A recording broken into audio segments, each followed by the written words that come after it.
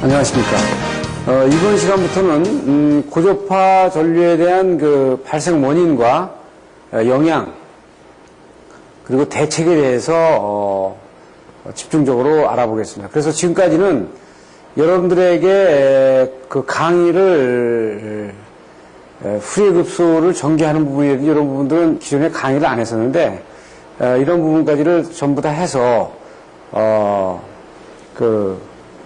이 필름에 남기도록 이렇게 하겠습니다. 그래서 처음에 계획은 그 테이프 제작을 각 아이템별로 이렇게 개요 설명 정도로 하고 1시간씩 이렇게 해가지고 나열을 하려고 보니까 잘못하면은 이게 수박 겉핥기식만 되고 속에 깊이 들어가는 부분들이 상당히 제한적이기 때문에 하나를 가지고 여러 개를 좀 깊이 들어가서 중요한 내용들을 좀 잡아가지고 여러분들이 끝내는 걸로 이런 식으로다가 방향을 지금 전환했습니다.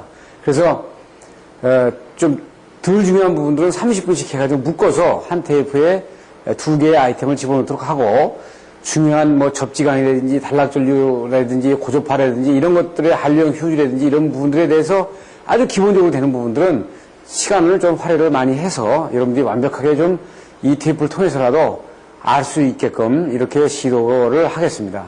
그래서 지금 한간에 이제 고조파에 대해서 영향이 상당히 많이 야기되다 보니까 이것이 큰 무슨 대단한 기술인 것처럼 이렇게 생각을 하는 사람들도 많이 있는데 이건 기술이 아니고 아주 간단한 예로 우리가 선로에서 기존에서 전력전자 소자를 안 쓰는 것은 그 기존의 60V의 파형과 전류 파형, 주파수 파형을 손을 안 댔던 거죠. 그런데 이 컨트롤 기능들이 상당히 많이 발전이 되면서 이 전압의 파형과 주파수의 파형과 전류의 파형을 인위적으로다가 좀 손을 대다 보니까 파형의 찌그러짐이 생기고 그것이 선로에 영향을 줘가지고 어떤 부정적인 영향들을 많이 주게 된 거죠. 그래서 이 부분들을 처리하는 것이 이제 고조파 영향의 대책이 되는 겁니다. 그래서 고조파가 어떻게 발생이 되는지를 구체적으로 좀 한번 보고 여러분들이 이 테이프에서 고조파에 대한 감각 실무적인 내용들을 전부 다 파악을 할 수 있도록 이렇게 강의가 진행이 되겠습니다. 그리고 강의를 하면서 보니까 지금까지 촬영을 한 것을 가서 우리가 쭉 다시 편집을 하면서 저희들이 검토를 해보니까 판서를 하는 것이 여러분들한테는 집중력이 많이 높아지고 그런 부분들이 많아요. 그래서 이 파워포인트와 판서를 적절하게 가미를 해가면서 제가 강의를 하겠습니다. 그리고 이게 편집을 중간에 합니다마는 이게 강의실에서 강의를 하는 게 아니고 기존에 이 카메라 앞에서 강의를 하다 보니까 제가 본의 아니게 발음이라든지 그렇지 않으면 실질적으로는 수식을 가다가 10이라고 써놓고 12라고 읽는다든지 이런 부분적인 그런 조금 착오되는 부분들이 있습니다. 그래서 그런 부분들을 다 교정하는 게 시간이 굉장히 많이 걸리기 때문에 여러분들이 그걸 감안을 해서 제가 강의를 할 때 저 본 뜻이 저게 아닌데 조금 강의하는데 조금 미스테이크가 있구나 저런 부분에서 그냥 본의 아닌 의도적인 것이 아닌 그 실수가 있구나 하는 것들은 여러분들이 그렇게 감안해서 양해를 해주시면은 제가 편안하게 좀 강의를 할 수 있겠다. 정말 하나하나를 정확하게 해주는 것이 그것이 원한입니다. 그런데 방대한 양을 갖다가 장시간에 대해 걸쳐서 이걸 촬영을 하다 보면 상당히 제가 집중력이 좀 떨어지는 부분이 있어요. 그래서 똑같은 걸 읽는데도 좀 잘못 읽는 부분도 있고 하는 거니까 여러분들이 그런 부분들을 감안해 주시고 이해해 주시면 상당히 고맙겠습니다. 테이프를 보니까 말이야 그거 왜 엉터리 읽었냐 뭐 이렇게 해가지고 컴플레인 오면 그건 할 수 없지만 그래도 거기서 이해해 줄 수 있는 부분들에서는 여러분들이 이해해 줄 수 있는 것은 이해해 주면서 제가 그래도 이렇게 이걸 영상물로 남긴다는 자체에 대해서 여러분들이 인정을 해 주시면 저는 더 아주 고맙게 감사하게 생각하겠습니다. 자, 그러면 들어가 볼까요? 타이틀은 이제 고조파의 발생 원인과 영향 저감 대책. 우리 이제 먼저 고조파에 대해서 알아야 되겠죠? 첫째 고조파에 대해서 알아야 되고, 두 번째 발생 원인에 대해서 알아야 되고, 세 번째 영향과 대책에 대해서 생각을 해보자. 그러면 크게 네 가지로 볼 수 있습니다. 그래서 이거를 보시게 되면 이 고조파라는 큰 개요를 가지고 원인과 영향과 대책으로 이렇게 보겠다 이거죠. 그래서 고조파라는 기본적인 파운데이션적인 어떤 문제점을 가지고 이것이 왜 발생이 되며 이것이 어떻게 발생이 되며 영향이 어떻게 되며 그러면 이것을 막는 대책은 뭐냐 이런 식의 큰 그림을 그려가지고 설명을 해보겠다 하는 얘기입니다. 그럼 우선 처음에 들어가기 전에 우리가 노이즈와 서지를 제가 이렇게 미리 분류해 봤는데 이것은 이제 제가 전체적인 저희들이 강의를 하면서 했던 내용입니다. 여기 내용에 이 서지는 아주 정상전압보다 상당히 높은 범위의 이상전압이나 이상전류를 서지라고 하고요. 노이즈는 원치 않는 신호대입니다. 신호대. 그렇기 때문에 이 이상 범위가 이거는 상당히 적은 범위고 서지는 상당히 큰 범위죠. 똑같은 것이 발생되더라도 지금 그 서지는 상당히 큰 그 폭으로 변화가 돼서 들어오는 부분이고요. 이 노이즈는 아주 상당히 약한 부분에다가 적게 들어가는 부분이죠. 그래서 이건 아날로그 노이즈와 이제 디지털 노이즈로 볼 수 있는데 여기서 디지털 노이즈에서는 DSP에서 제가 이제 여러분들한테 설명을 하고요. 이 아날로그 노이즈의 고조파가 이제 전력전자 온오프 과도 상태에서 발생될 수 있어요. 그럼 고조파는 우리가 60사이클이면 60사이클에서 돼 있어요. 조파가 앞으로 많아지는 거죠. 예? 그러니까 60사이클이 120사이클, 180사이클 이렇게 사이클이 많은 사이클로 변하는 부분을 고조파라고 합니다. 그러면 왜 상하의 앞에 많은 사이클이 나오겠는가? 예? 자, 보시면 간단하게 우리가 한번 볼까요?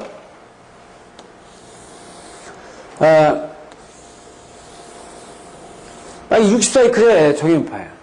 그러면 이건 1사이클로 보잖아요. 1사이클. 그런데 여기에 하여튼 그 내부에 몇 개의 조파를 가지고 있는 파형이 겹쳤다. 그럼 지금 이거 같은 경우 한 4사이클 정도 된다.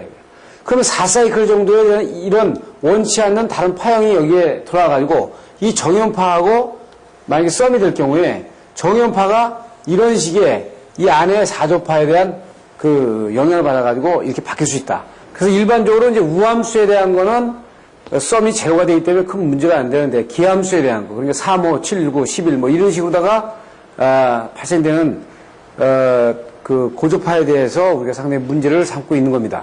그래서 이 고조파의 파형이 이런 파형들이 60사이클에 기존의 고조파라는 개념을 여러분이 가져가는 거는 한 기존 파형의 60사이클보다 상당히 많은 파형이 우리 정연파에 어떤 영향을 주는가. 그래서 이런 영향에 의해서 파형이 이렇게 변해졌을 때 이것이 각종 기기라든지 이런 부분에서 어떤 영향을 받는가. 그래서 이런 찌그러짐의 파형을 없앨 수 있는 방법은 무언가 하는 것이 이번 강의의 핵심입니다. 그렇죠?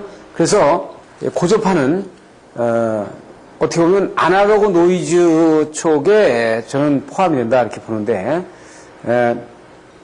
디지털이 아니죠. 이건 디지털 쪽이 아닙니다. 그래서 디지털은 DSP 쪽으로 봐야 되지만 그럼 서지냐?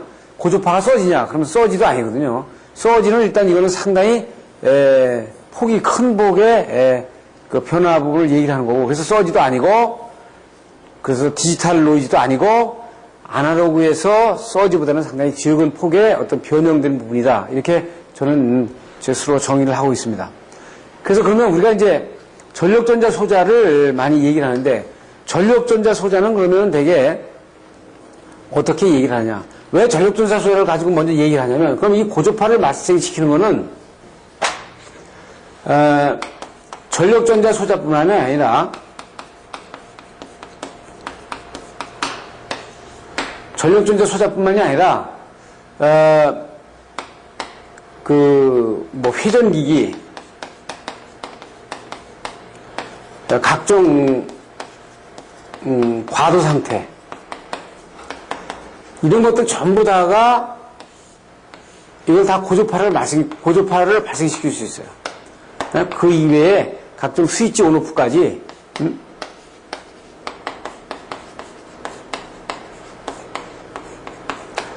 이 스위치 온오프까지 다 고전파를 발생시킬 수 있는데, 특히 다른 것들은 순간순간적으로 고전파를 발생시키니까 크게 문제가 안 되는데, 전력기기 소자에 들어가 있는, 우리가 얘기하는 인버터라든지, 이 컨버터라든지, 이런 것들은 24시간을 가동하고 있단 말이에요.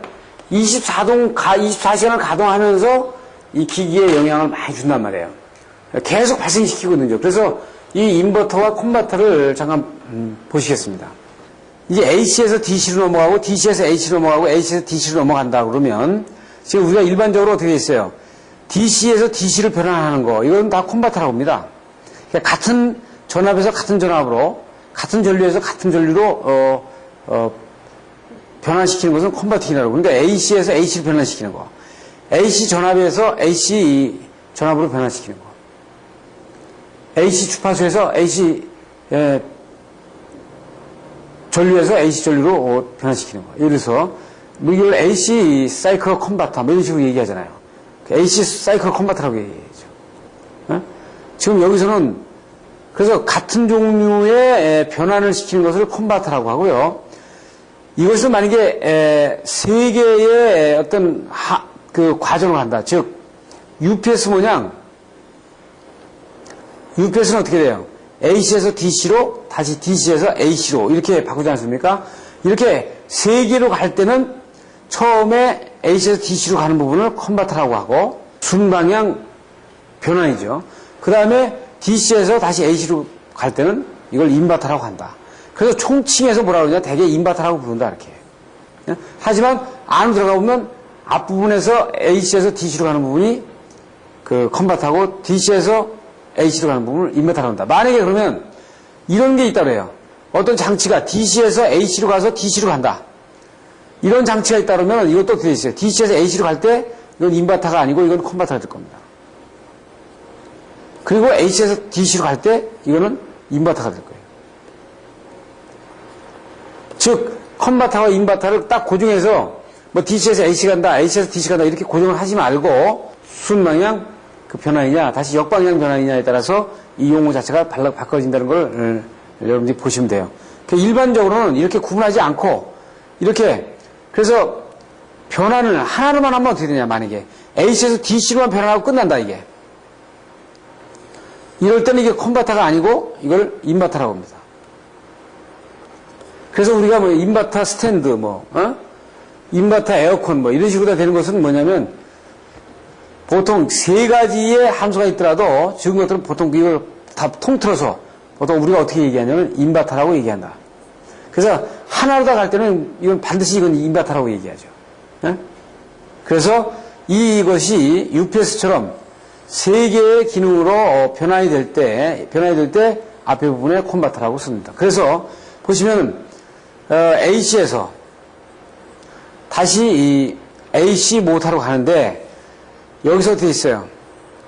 DC로 바꿔주고 다시 이 DC를 인버터 부분에서 여기서 AC로 바꿔주는 이런 역할을 하기 때문에 이게 컨버터 부분이라고 그러고 이걸 인버터 부분이라고 합니다. 그래서 이거 전체를 이 컨버터 부분을 다 포함을 해가지고 전체를 다 그냥 인버터 기능이라고도 한다 이렇게 얘기합니다. 그래서 이 내용을 컨버터와 인버터를 일단 여러분들이 우선 정의를 해놓고요. 일반적으로 이제 그 삼상 인버터의 경우에 컨버터부에 이제 그 다이오드를 놔가지고 DC로다가 변환을 하고 DC 필터를 거쳐서 좀 DC가 이렇게 만약에 이런 부분에다가 이렇게 나오면 필터를 거쳐서 이걸 이렇게 끌어주죠. 이렇게 끌어줘가지고 이 DC가 거의 이 평안한 DC가 되도록 만들어주죠.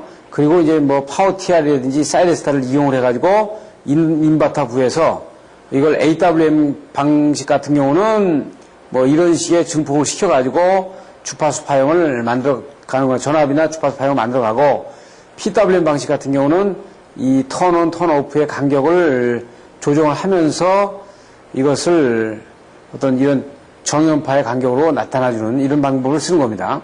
그래서 컨버터부와 인버터부로 이렇게 나눠질 수 있고, 이것이 이제 이렇게 들어가면, 이런 그 전력분자 숫자를 쓰게 되면, 정연파에서 지금 보시면은, 그 2차에 우리가 바라고자 하는 이런 파형을 어둠으로 해가지고 이 파형이 그늘져가지고 지금 보이는 것처럼 정연파가 이렇게 약간 찌그러져서 우리가 영향을 받는 이런 상황을 초래하게 되는 겁니다.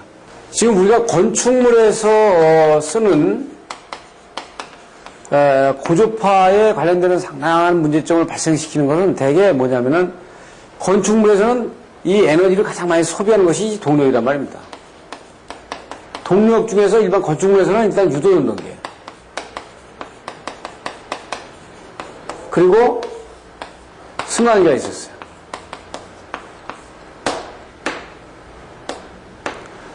그런데 유도운동기와 이 승강기가 있었는데 이것이 그전에는 유도운동기 같은 경우도 대개 MG 방식이라 그래가지고 모터, 제네더 방식이었을 때.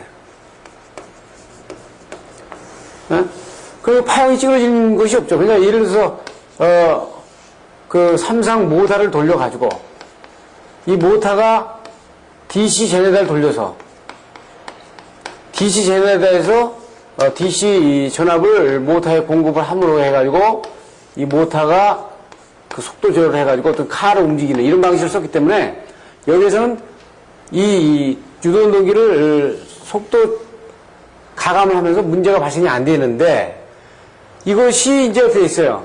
기계적인 효율이 낮으니까 이거를 VVVF 시스템을 놔가지고 그러니까 전압과 주파수를 동시에 가변을 하면서 이걸 AC 모터로 그냥 쓰는 거죠. 그래서 여기에는 VVVF 시스템이 있으면 여기에 인덕션 모터를 씀으로 해가지고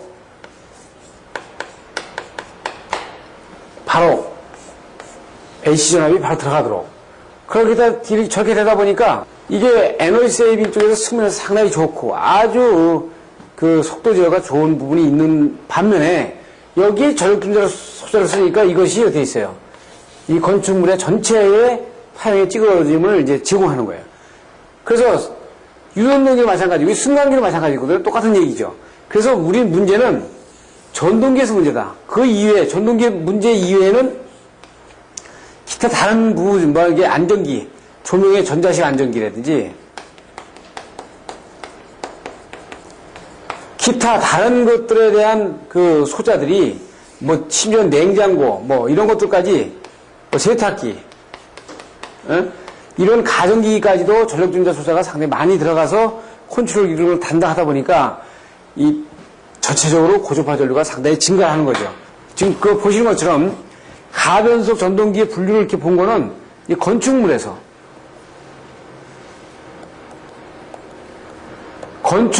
가장 많이 사용되는 것이 이게 이제 일반적으로 유도전동기인데 유도전동기에서도 일반적인 유도전동기에서도 되어 있어요. 건선형보다는 농형이 많죠.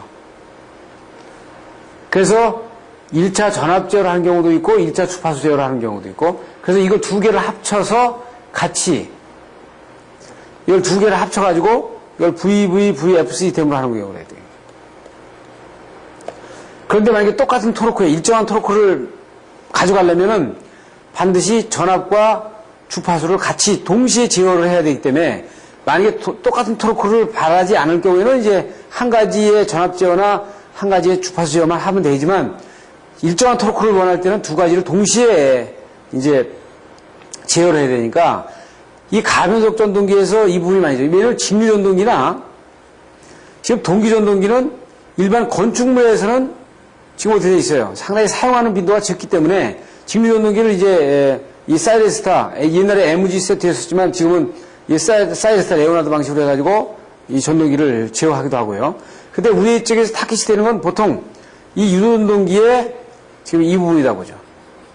그래서 유도전동기의 이 부분을 컨트롤하는데 전력전자 소자가 상당히 많이 들어가고 그 다음에 이것 말고는 또 이제 뭐가 있냐면은 이 동력 말고는 건축물에서 이제 또 하나 들어가는 것이 이제 UPS입니다. 무정전 전원 장치가 이제 가장 문제가 되죠. 예? 그래서 이 무정전 전원 장치는 어떻게 보면 전력전자 소자의 아주 뭉치라고 보는 거죠. 거기 인버터와 컨버터와 인버터가 아주 내장되어 있는 핵심 그 기능이기 때문에 24시간 돌아간단 말이에요. 그래서 UPS와 동력에 대한 그 유도운동기의 가변 이 문제를 우리가 전반적인 내용으로 다 보셔야 됩니다. 보시면 인버터에 의한 가변속 드라이브가 가정용 쿨러에서부터 수 메가와트까지 이게 폭넓게 사용되는 이유가 뭐냐? 첫째, 아주 그 범용적으로 사용되고 있는 일반적으로 우리 전동기는 유도전동기이기 때문에 유도전동기의 속도 제어에 가장 용이한 것이 VV-VF 시스템입니다. 그리고 기계식과 같이 부속 장치를 필요로 하지 않아요.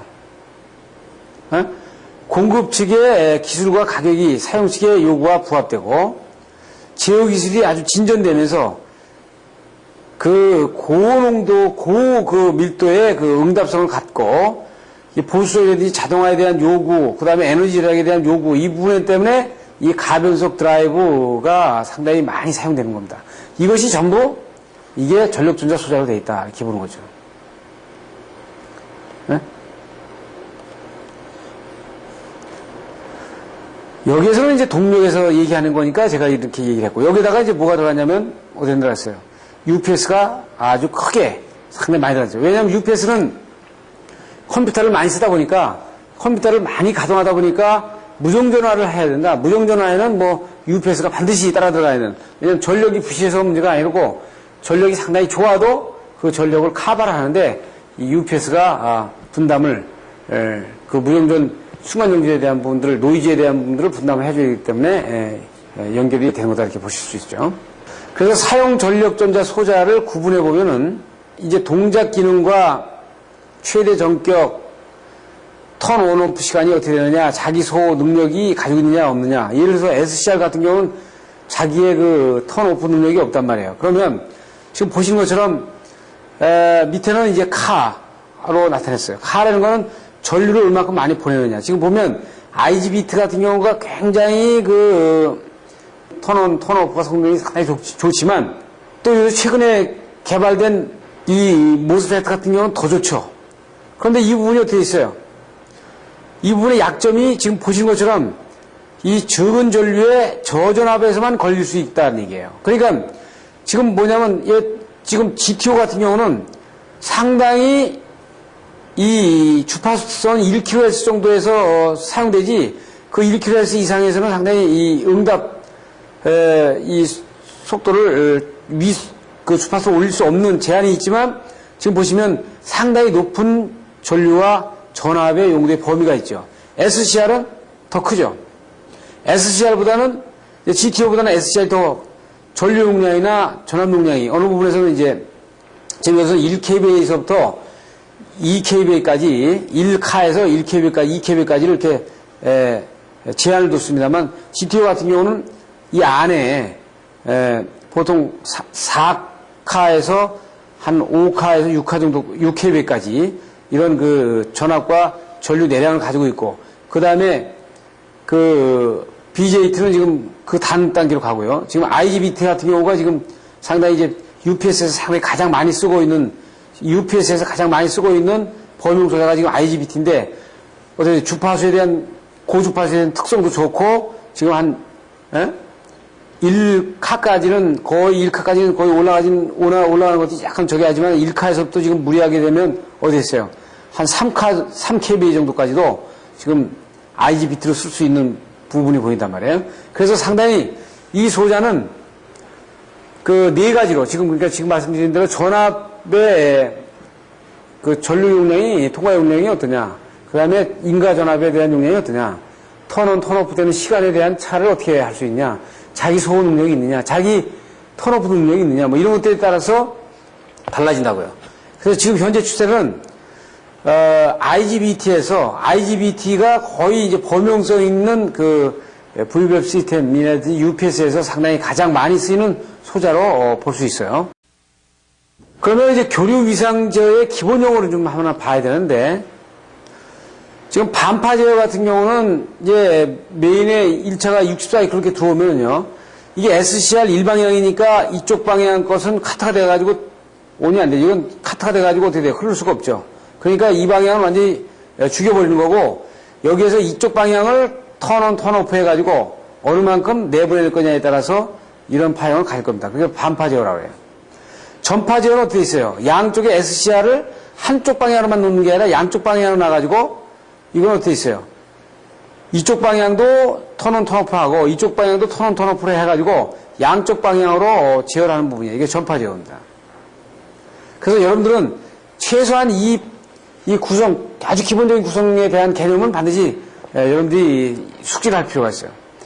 그리고 이제 반파 제어와 비제어의 반파 조합이다. 예를 들어서 이건 뭐냐면은 60사이클 이렇게 가면은 이쪽만 턴업, 턴온으로다가 해가지고 SCR로 조정을 하고 이쪽은 그냥 패스시키는 거예요.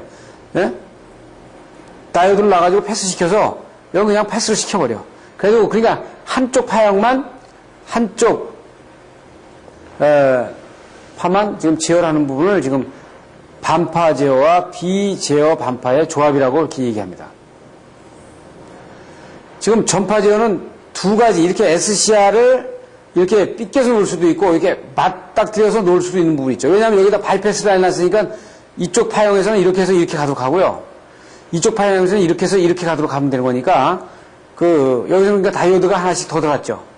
그러니까 다이오드가 하나씩 들어가려면 이렇게 처리를 하는 거고 다이오드를 하나 집어넣으면 이렇게 바이패스 라인을 만들어가지고 쓸 수 있는 거고요. 그 다음에 이제 교류 또는 직류 출력의 전파 제어는 교류 부하가 들어오면 이거를 어떻게 돼 있어요? 예? 브릿지 해가지고 이걸 DC로 만들고, 예?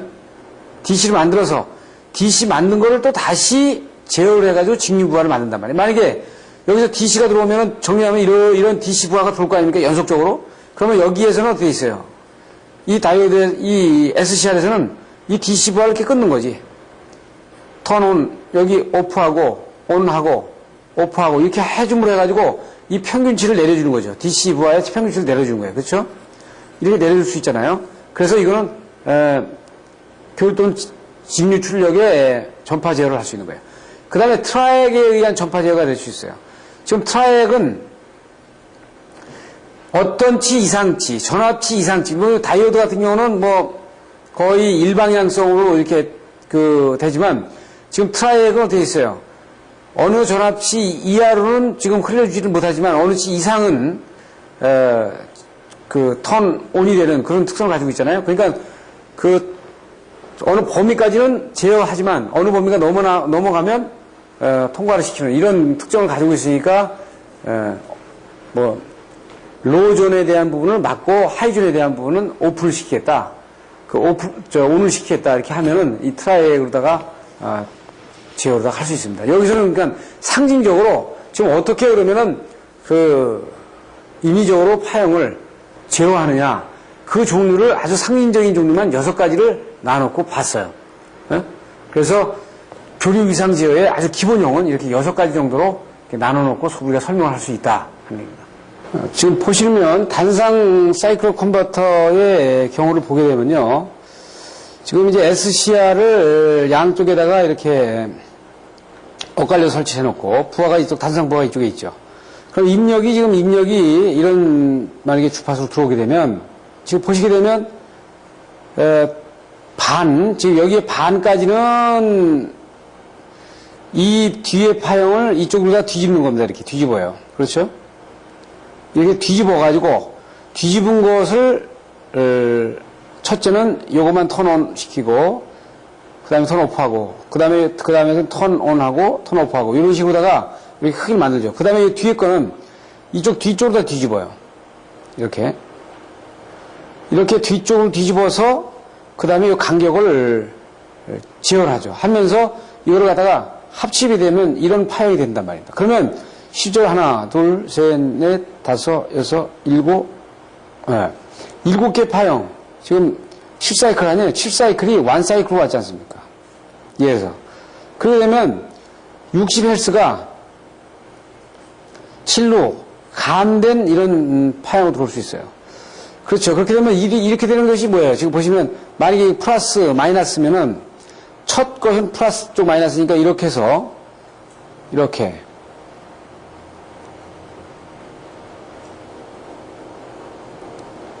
이게 마이너스 되겠죠? 그래서 여기 이 방향으로 다 흐르고요. 다시 이제 두 번째의 것은 이쪽이 플러스가 되고 여기가 마이너스가 되니까 이렇게 해서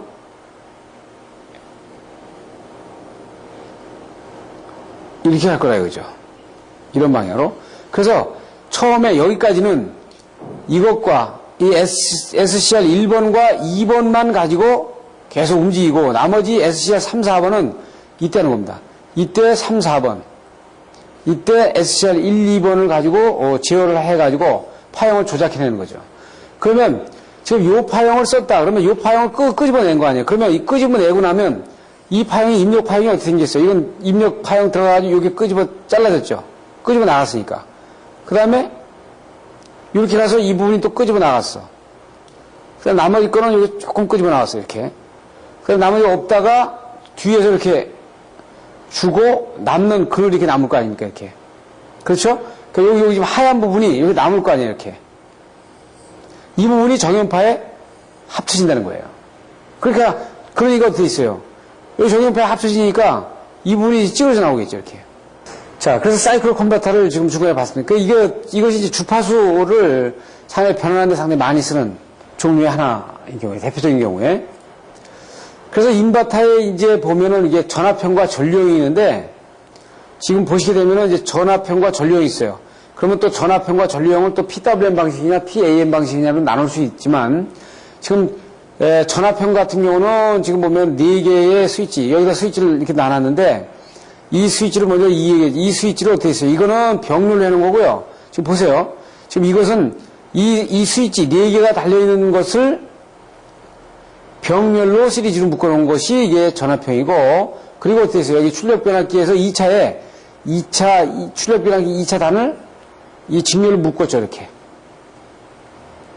묶은 것이 지금 전압형이고, 전류형 같은 경우는 이거를 별도로 인버터 1과 인버터 2를 제로와 이건 60도에서 제어를 하는 걸로 해가지고 별도의 별도 회로를 나눠놓고 이 2차 출력 변압기는 어떻게 했어요? 병렬을 묶었죠. 이렇게. 이것이 전류형이라고요. 그럼 요 4개짜리 요걸 이해해야 된다면 요 4개 스위치가 도대체 어떤 거냐? 이게 스위치가 아니고 지금 여기는 원래 이게 소자가 들어가죠. SCR이나 이런 게 소자가 들어가는데, 물론 먼저 스위치 개념으로 여기다 설명을 해놓은 겁니다. 그러면 이건 무슨 얘기냐면은,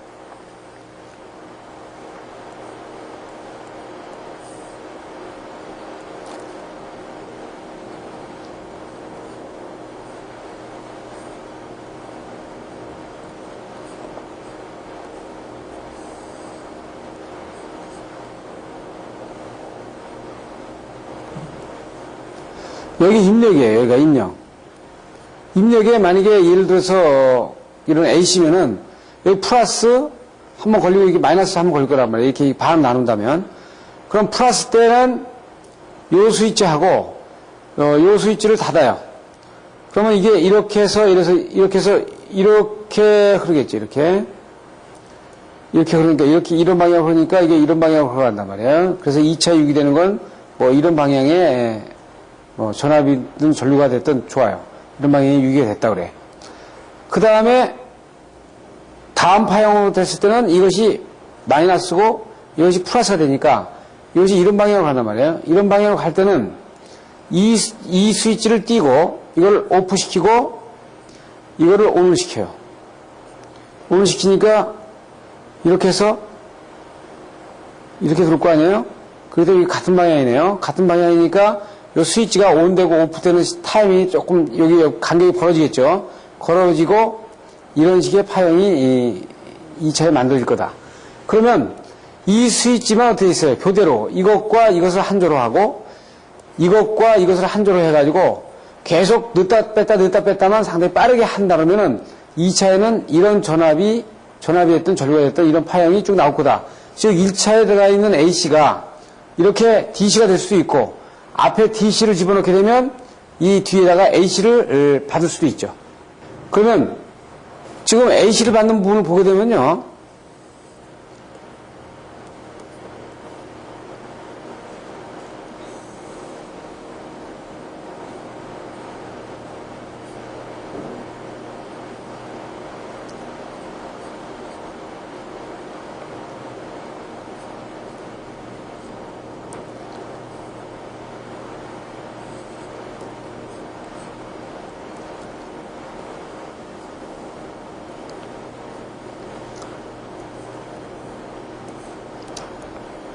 DC가 이 입력이다. 플러스 마이너스가 입력이 되면 고정적으로 되는 거니까 플러스 마이너스면 지금 이거를 집어넣고 한조로 이걸 집어넣었다 그러면 어떻게 있어요? 플러스니까 이렇게 해서 이렇게 나올 겁니다. 그래서 이렇게 해서 여긴 이런 방향으로 이렇게 나올 거예요. 그럼 여기에서는 이런 방향으로 될 거고 마이너스 그 다음에 어떻게 있어요? 이거를 다시 조금 이따 시간이 띈 다음에 이 스위치를 오프 시킨 다음에 이걸 갖다 집어넣어요.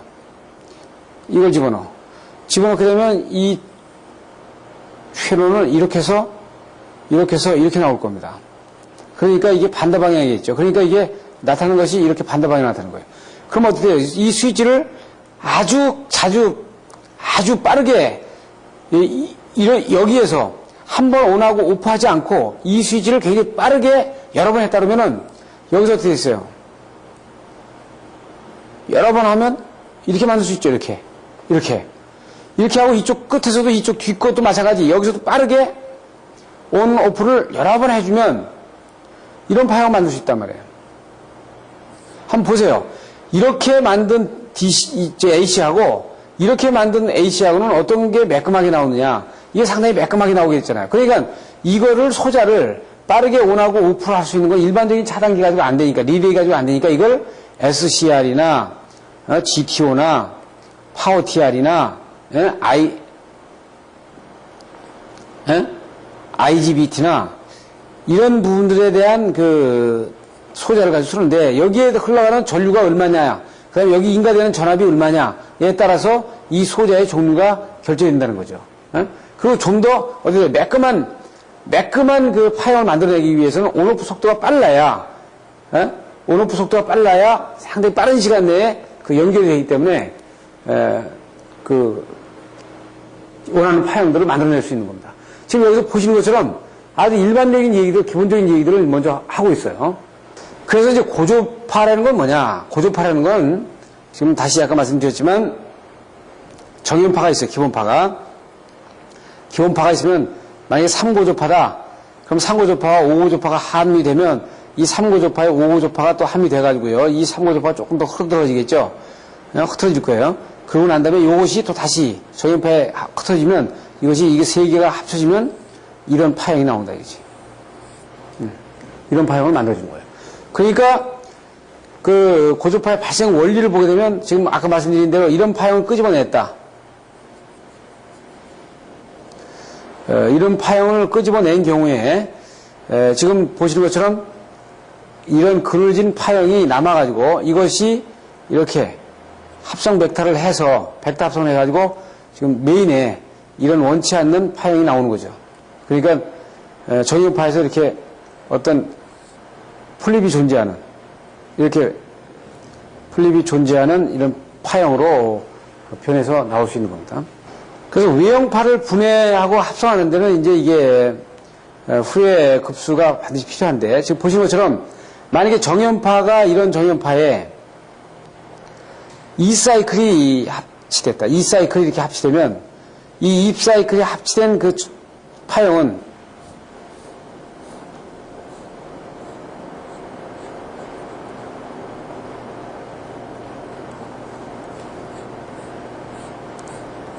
이런 파형으로 나타날 거다. 예? 그리고 만약에 이것이 3고조파가 발생이 돼서 3고조파가 만약에 합성을 하면 정연파하고 합성을 하면 지금 이런 파형의 3고조파가 나타나는 거지.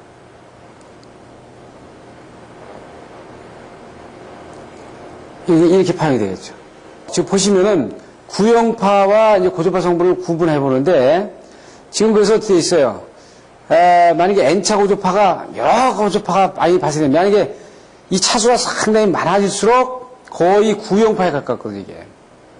지금 무슨 얘기냐면 이거는 정연파에다가 여러 차수의 3고조파, 5고조파, 7고조파, 10이 돼가지고 계속 많은 고조파를 갖다 넣다 보면 나중에는 종국적으로 어떻게 되냐면 이 전체를 합치면은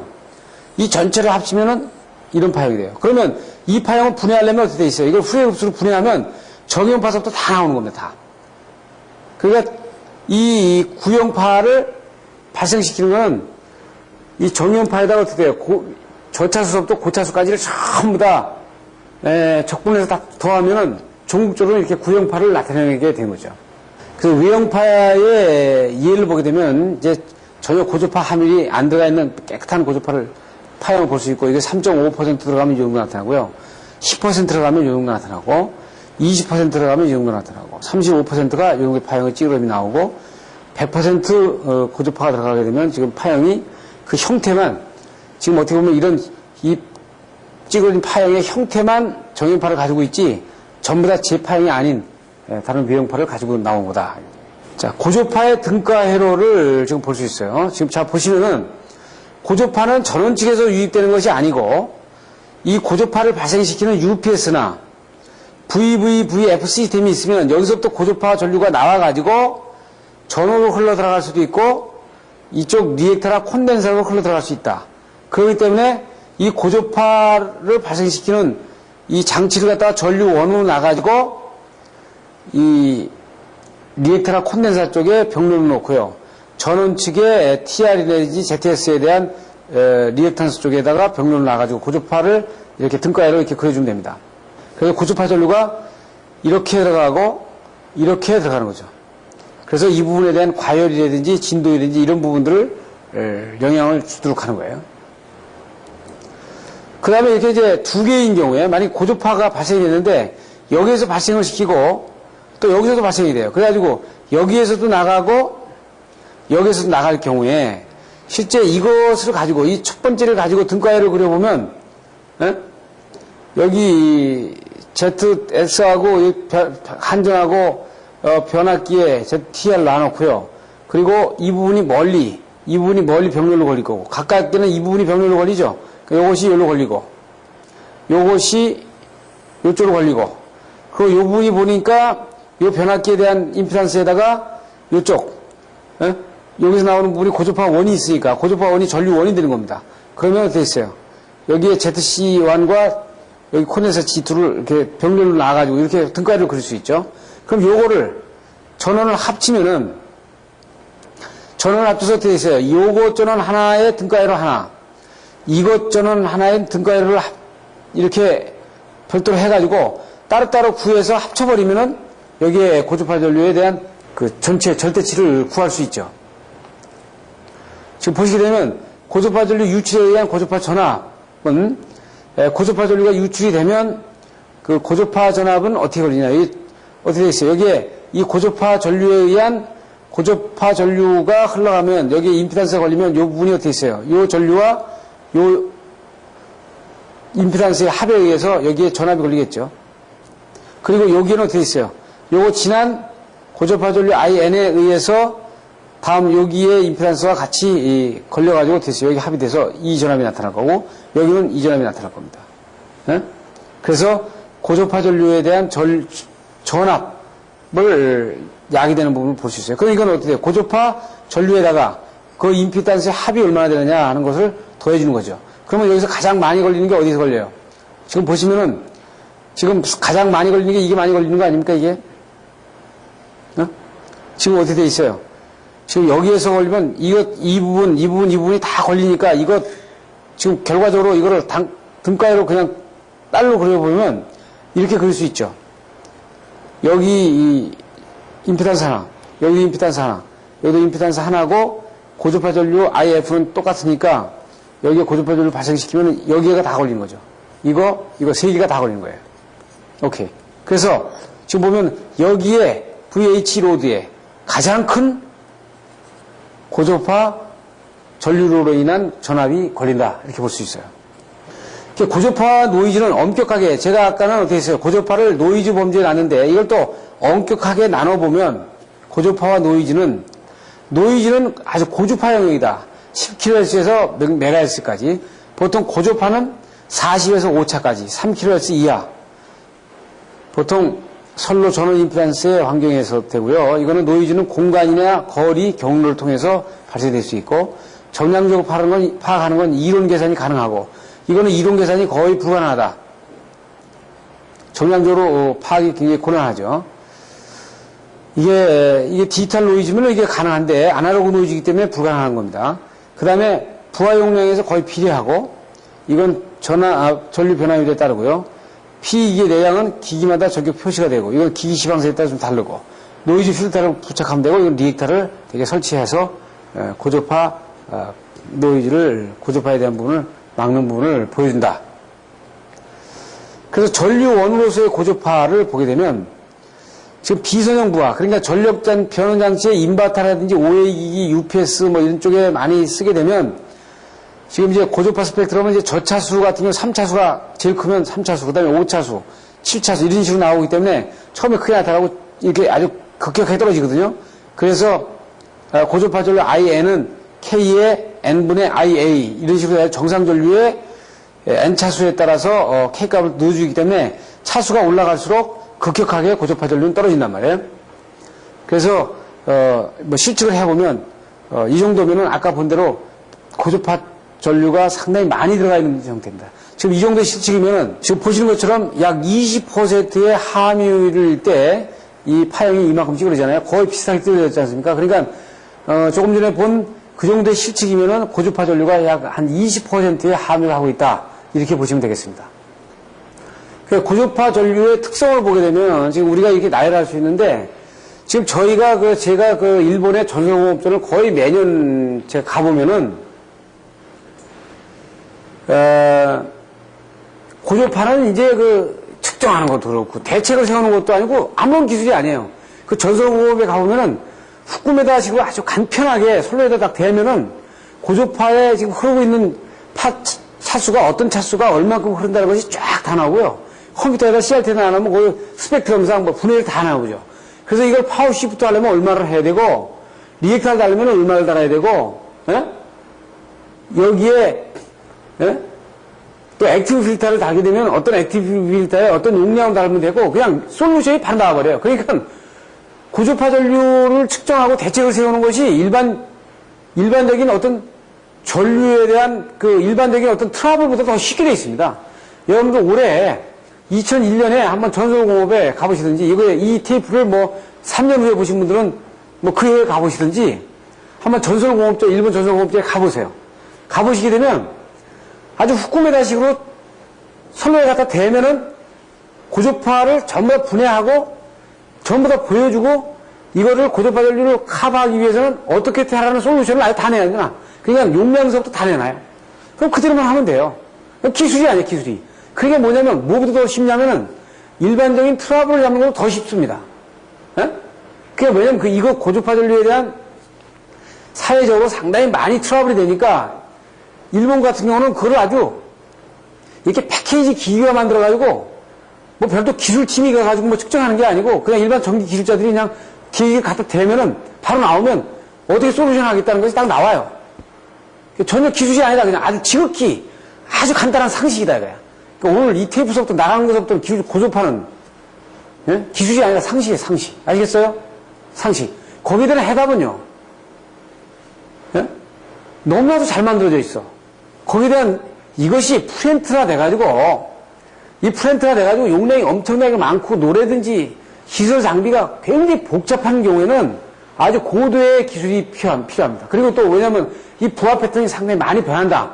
부하 패턴이 변하면서 계속 고저파의 함유율이 달라지고 형태가 달라지고 이런 경우에는 이건 고가인 액티브 필터를 가를 수밖에 없어요. 액티브 필터를 설치할 수밖에 없지만 또 액티브 필터 가지고 커버할 수 있는 용량이 있고 아주 극히 큰 용량들은 필터 정도 가지고는 안 되기 때문에 근본적인 그 고저파를 발생시키는 인버터나 콘버터에 대한 기기에 대한 시퀀스, 제어 회로를 뭐 12상 전파를 24상 전파를 한다든지 이런 식으로다가 바꿔야 되는 부분이 필요하지만 일반적인 설비에서는 아주 지극히 간단한 상식이다 이거야.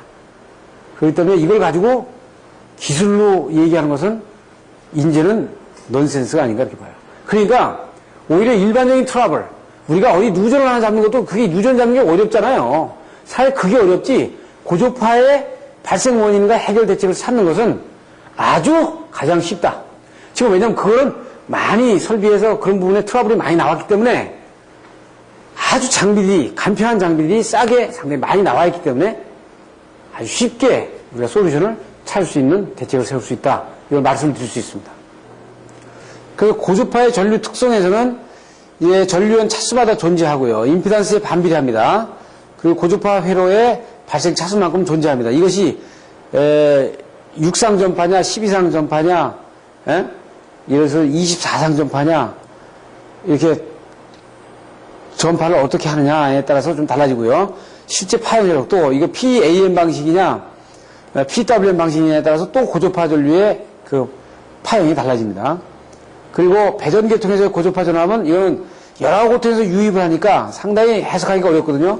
지금 한전 같은 경우에 한전에 물려있는 그 부하단이 여러 종류로 되어 있지 않습니까? 그래서 이것이 전원축으로 물려 들어오기 때문에 이 해석을 하는 건, 이 처리하는 것이 상당히 어렵죠. 그래서 이 부분에 대한 것이 상당히 골치 아픈 부분의 하나입니다. 왜냐하면 이제 우리가 한전 전원을 받는데 한전 측에서 어떤 책임이 없는 거죠. 그 부하단에서 문제가 생겨가지고 전원단에 영향을 줘가지고 그 다른 부하에 영향을 줘가지고 부하의 전원의 그 전기의 품질을 갖다 떨어뜨리는 거의 60Hz와 전격 전압이라도 그 파형이 찌그러진 이런 전압이 들어옴으로 해가지고 전류가 들어옴으로 해가지고 기기의 영능이 떨어지고 효율이 떨어지고 또 제품 생산에 제품 규격들이 떨어지는 이런 문제들을 발생을 시키는 거죠. 그래서 이 계통의 고주파에 대한 고려사항으로 이제 고주파 발생 원을 파악을 해가지고 회로 임피던스를 올려주는 문제, 고주파 내량을 좀 증가시키는 문제. 그리고 예측값과 실질값이 일치하지 않는 이유는 계통에서 불특정 다수의 고주파 발생기가 발생되고 이 용량성 임피던스 존재 시에 확대 현상이 아주 크게 발생될 수 있어요. 지금 이거 같은 경우가 상당히 문제인데 지금 제가 앞에서도 말씀드린 것처럼 미국은 콘덴서를 안 쓴단 말이에요. 콘덴서를. 왜냐면 콘덴서를 쓰면은요, 콘덴서 자동제어 한다고 해도 전부 다 자동제어 할 수가 없잖아요. 그럼 심야부 하나 경보하러 가버리면 바로 그냥 용량소로 가버리고, 그 고주파가 들어와가지고 확대돼버리고, 이러면 상당히 심각한 문제를 발생시키죠. 그래서 그 동위전동기와 유도전동기를 같이 쓰는 것들을 많이 본다 이거죠. 그리고 고주파의 장애를 받는 기기들이 아주 다양해지고 있습니다. 예. 이런 것들이 이제 일반적인 우리가 그 검토해야 될 내용이죠. 고주파의 발생원 종류는 지금 보시게 되면 이 부분이 이제 보통 VVF 시스템이라든지 CVCF나 UPS, 인버터, 전철용 정류기, OA기기, 가전기기 이것이 아주 상당히 크게 발생되는 거고 이 아크로는 이게 상당히 매그니튜드는 큽니다만은 이 아크로로 돼가지고 노가 중간중간 들어갔다 나왔다 하면 거기서 어떻게 되어 있어요? 파형이 찌그러지는 게 굉장히 크죠. 지속적으로 우리가 일반적으로 우리 저기에서 보는 부분들에서는 유도능이나 변압기, 형광등도 고주파를 미소하지만 만들어낸다는 거죠. 그래서 이런 것들이 자꾸만 증가를 하는데 우리가 문제적으로 보는 거는 지금 VVF 시스템이나 UPS 시스템 여기에 해당되는 것이 상당히 큰 문제가 되는 거다 이거예요. 여기 되는 거예요. 예를 들어서 변압기, 여자전류 같은 변압기에서 고주파를 발생시키는 거는 이렇게 볼 수 있죠. 변압기의 히스테리시스 곡선이 이런 식으로 될 겁니다. 예를 들어서 이런 식이 되면요. 이게 전압을 딱 인가하면 이렇게 가서 이렇게 들어오는 게 아니고요. 어떻게 들어오냐면 처음에 변압기에 여자가 전혀 안 돼 있으니까 어디 돼 있어요? 굉장히 길게 갑니다. 길게 가서 이렇게 와가지고 이렇게 포지션으로 가거든요. 그러니까 처음에 상당히 아주 큰 여자 전류가 흐른다고요. 그러니까 변압기에 처음에 전혀 여자가 안 돼 있으니까 이것을 전부 다 여자를 시켜야 되니까 안에 자구를 규소광판 안에 있는 이게 랜덤하게 막 이렇게 놓여있는 자구를 갖다가 어떤 일정한 방향으로 전부 다 정리를 시켜야 되기 때문에 전류가 아주 급작스럽게 상당히 많이 필요한 거예요. 그래서 만약 그것도 저 여기 보여주려고 하는 건 그것도 고주파다 이거야. 그것도 고주파에 영향을 주는 거다 이거죠. 그러니까 뭐예요? 그것도 정연파에 파형을 찌그러뜨리게 하는 거예요. 그래서 고주파에 대해서 열화 상태를 이제 진단해 보면은 고주파에 기인한 전기 설비의 열화 상태를 진단하는 거는 이제 고주파가 들어오면요 이상음, 과열, 소손, 오차 이런 것들이 들어옵니다. 이건 콘덴사, 리액터, 변압기, 뭐 회전기 다 그럴 수 있죠. 지금 이 이상음, 과열, 소손은 고주파가 들어오면 이제 무슨 문제가 있냐면은 이제 일반적인 변압기의 규소 강판의 어떤 곡선을 가지고 많이 얘기를 하는데 이 곡선이 이렇게 찌그러지면서, 이건 정형파에 의해서 이렇게 곡선이 만들어지는 거 아니에요? 예? 이 찌그러지면서 면적을 증가시키거든요, 이 면적을. 예? 이 면적을 시키니까 이 면적이 증가되니까 이게 어떻게 되어 있어요? 다 전부 다 발열이고, 예? 발열이고 어떻게 돼요? 소음이 증가되는 거죠. 그래서 이것이 뭐예요? 소음과 발열이다. 그럼 여기서 면적시키는 것뿐만 아니라 이 안에서 또, 막 240 사이클, 240 사이클이나 110 사이클 같은 건 계속 왔다 갔다 하면서 이 안에 히스테리시스의 현상에 그 열에다가 합을 더 주잖아요. 예? 그렇기 때문에 이 소음이라든지 진동이 아주 증가되는 거예요, 이게. 예? 그 순시 파형의 이제 외형에 따라서 파형이 찌그러짐으로 해가지고 우리가 오차가 날 수 있고, 그 다음에 유도장애가 날 수 있는데, 유도장애는 이제 어떻게 볼 수 있냐면, 나중에 또 얘기하겠지만, 삼상의 고주파 전류가 걸리면 뉴트럴에 이게 다 합산이 되거든요. 그럼 이 뉴트럴에 합산된 이 고주파 전류 때문에 전류가 흐르니까 돼 있어요. 여기에 유도가 돼가지고 이 커뮤니케이션 라인에 유도장애를 일으킬 수 있다, 이런 얘기입니다. 그래서 이번 그 테이프에서는 고주파의 전류에 대한 일반적인 전반적인 그 발생 원인과 거기에 대한 영향들을 간단하게 봤습니다. 그래서 다음 시간에 이어서 고주파 전류를 분석해보는, 계산해보는 시간을 갖도록 하겠습니다. 감사합니다.